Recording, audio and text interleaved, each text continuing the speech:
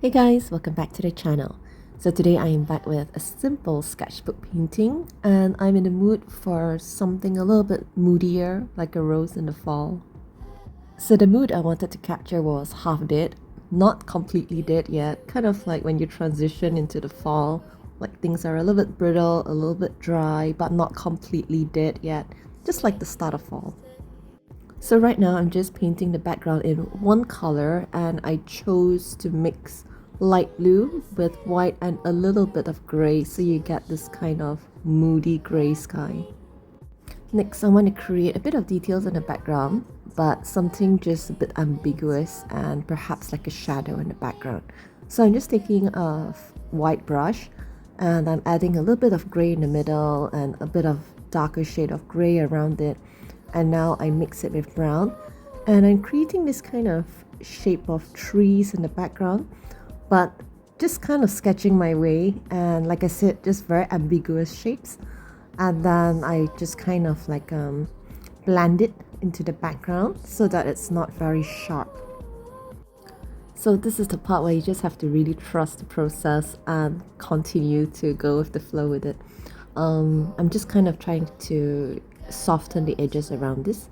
So I take a water and I blend the edges, add a bit more gray, and then now I'm going to add a bit of kind of like faint bokeh lights in between these spaces, and that's supposed to be where the light is shining through the branches.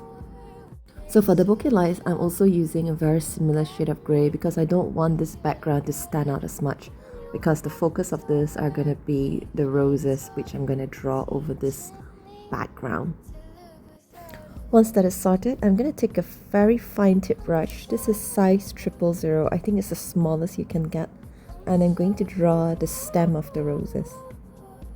So I'm painting the stems in dark brown, and I mix it with a little bit of black and very dark shade of green.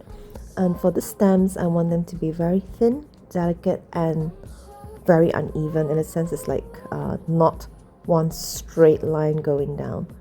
And then I'm going to paint my main rose, and this is going to be the focus point of this painting.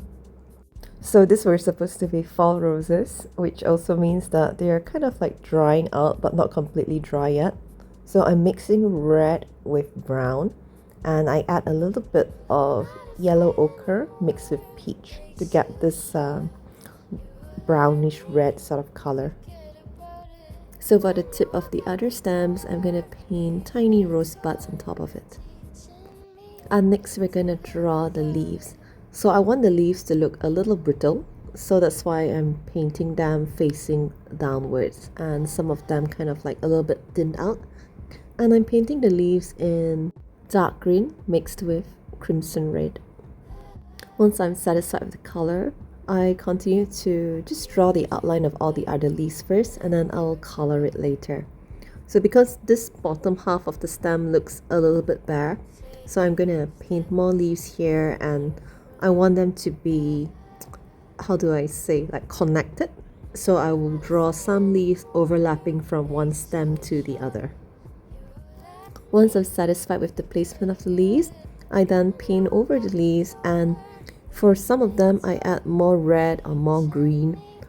When I want it to look a bit more dry, then I'll add a bit more red and a dash of brown. So I actually really enjoyed painting this. I think this took no more than 20 minutes unedited to paint.